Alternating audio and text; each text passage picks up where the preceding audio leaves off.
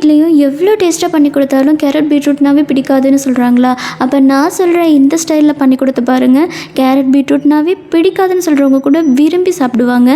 And one more thing, இது போல் எம்மியான recipes எல்லாமே ஹெல்த்தியாகவும் இருக்கணும்னு நினச்சிங்க அப்படின்னா மறக்காமல் இந்த சேனலை சப்ஸ்கிரைப் பண்ணி ஃபாலோ பண்ணிக்கோங்க.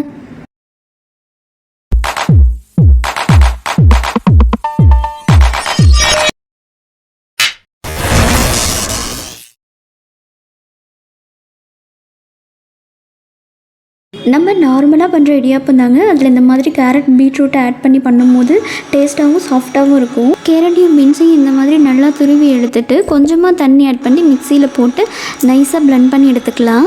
ஒரு 2 தேங்காவை எடுத்து இந்த மாதிரி துருவி எடுத்துக்கலாம். கண்டிப்பாக துருவி தான் எடுக்கணும், அப்போ தான் பால் நிறைய கிடைக்கும். ஒரு 10-15 ஏலக்காய், சுக்கு நல்லா தட்டி போட்டுக்கலாம். சர்க்கரை தேவையான அளவு ஆட் பண்ணிக்கலாம்.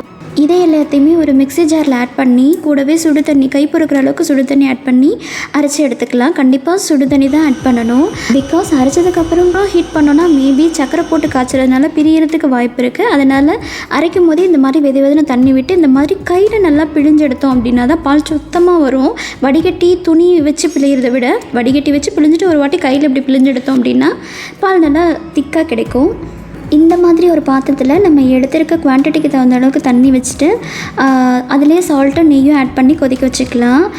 இந்த பக்கம் நம்ம புட்டு மாவு இருக்குது இல்லைங்களா, புட்டு மாவும் எடுத்துக்கலாம், அரிசி மாவும் எடுத்துக்கலாம். இந்த மாதிரி நம்ம அரைச்சி வச்ச பீட்ரூட் பேஸ்ட் அதிலே ஆட் பண்ணி கொஞ்சம் நல்லா கிளறி கொடுத்துக்கலாம். ஃபஸ்ட்டு தண்ணி ஆட் பண்ணுறதுக்கு முன்னாடி நல்லா கிளறி கொடுத்துட்டு அதுலேயே நம்ம அந்த காய வச்ச சுடு தண்ணியும் கொஞ்சம் ஆட் பண்ணி நல்லா கிளறிட்டு அதுக்கப்புறம் கையிலேயே நல்லா சப்பாத்தி மாவு பதத்துக்கு பிணைஞ்சு எடுத்துக்கலாம். நல்லா கலரி கொடுத்ததுக்கப்புறம் கையில் இந்த மாதிரி நெய்யோ எண்ணெயோ தடவிக்கிட்டு நல்லா கையில் அழுத்தம் கொடுத்து பிணைஞ்சு எடுத்துக்கலாம். அப்போ தான் நம்ம இடியாப்பம் ரொம்ப சாஃப்டாக வரும். அடுத்ததான் இந்த பக்கம் 1/4 பங்கு கோதுமை மாவு, அரிசி மாவு இல்லைன்னா புட்டு மாவு அதே மாதிரி ஆட் பண்ணிக்கிட்டு நம்ம அரைச்சி வச்சுருந்த கேரட் பேஸ்ட்டையும் போட்டு ஃபஸ்ட்டு நல்லா கலரி கொடுத்துட்டு அதுக்கப்புறம் நம்ம காய வச்சுருக்கோம் இல்லைங்களா, நெய் சால்ட்டெல்லாம் போட்டு அந்த தண்ணியும் அதிலே ஆட் பண்ணி நல்லா பிணைஞ்சி இதையும் சப்பாத்தி மாவு பதத்துக்கு கையிலேயே உருட்டி எடுத்து இந்த மாதிரி ஒரு லிட் போட்டு மூடி வச்சிடலாம். இது ஒரு 5 மினிட்ஸ் அப்படியே ஊறட்டும். இந்த பக்கம் ஒரு இட்லி பாத்திரத்தில் தண்ணி ஊற்றி கொதிக்க வச்சுக்கலாம். இந்த மாதிரி சின்ன கண்ணாக இருக்கக்கூடிய லிட்டாக பார்த்து எடுத்துக்கோங்க. அப்போ தான் இடியாப்பம் பூ மாதிரி நல்லா சாஃப்டாக இருக்கும்.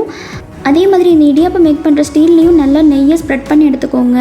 அந்த தட்டிலையும் நல்லா ஸ்ப்ரெட் பண்ணிக்கிட்டோம் அப்படின்னா ஒட்டாமல் வரும், நல்லா சாஃப்டாக இருக்கும். ஏன்னா மாவு நல்லா சாஃப்டாக இருக்கனால மேபி அந்த ஸ்டீலில் ஒட்டுறதுக்கு வாய்ப்பு இருக்குது, ஒட்டிட்டு கொஞ்சம் புளியறதுக்கு சிரமமாக இருக்கும். ஸோ இந்த மாதிரி நல்லா தட்டிலையும் நெய்யை ஸ்ப்ரெட் பண்ணிக்கிட்டு புளிஞ்சு எடுத்துக்கலாம். இந்த எல்லா இதுலேயும் நார்மலாக நீங்கள் இட்லி பாத்திரத்தில் நெய் தடவிட்டு பிழிஞ்சு வேக வைக்கிறத விட இந்த மாதிரி இடியாப்பத்துக்குனே வர மேக்கரில் நீங்கள் பிழிஞ்சு வேக வச்சிங்க அப்படின்னா அதில் கீழே ஹோல்ஸ் இருக்குது இல்லைங்களா, அந்த ஹோல்ஸில் அந்த தண்ணியோட ஆவி பட்டு வேகிறனால ரொம்ப சாஃப்டாக இருக்கும், டேஸ்ட்டும் சூப்பராக இருக்கும்.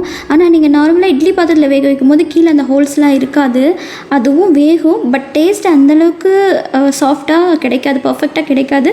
பட் இது எக்ஸாக்ட் இடியாப்பம் டேஸ்ட்டு நமக்கு கிடைக்கும். இது வேகிறதுக்கு ஒரு 10 to 15 மினிட்ஸ் ஆகும். அதுக்குள்ளே இந்த பக்கம் நம்ம கேரட் ரெடி பண்ணி வச்சுருக்கோம் இல்லைங்களா, அதை பிழிஞ்சு எடுத்துக்கலாம். அதையும் இதே இட்லி பாத்திரத்துக்குள்ளே வச்சு வேக வச்சு பார்க்கலாம். இந்த மாதிரி ஒரு இட்லி மேக்கர் எடுத்துகிட்டு அதில் நெய் ஃபுல்லாக தடவிட்டு அதே மாதிரி பிழிஞ்சு எடுத்துக்கலாம். பாருங்கள் எவ்வளோ பூ மாதிரி சாஃப்டாக வருதுன்னு. இது ரெண்டையுமே நாங்கள் டேஸ்ட் பார்த்தோம். பட் இட்லி மேக்கரில் ரெடி பண்ணதை விட இடியாப்ப மேக்கரில் ரெடி பண்ணது தான் சூப்பராக சாஃப்டாக இருந்துச்சு.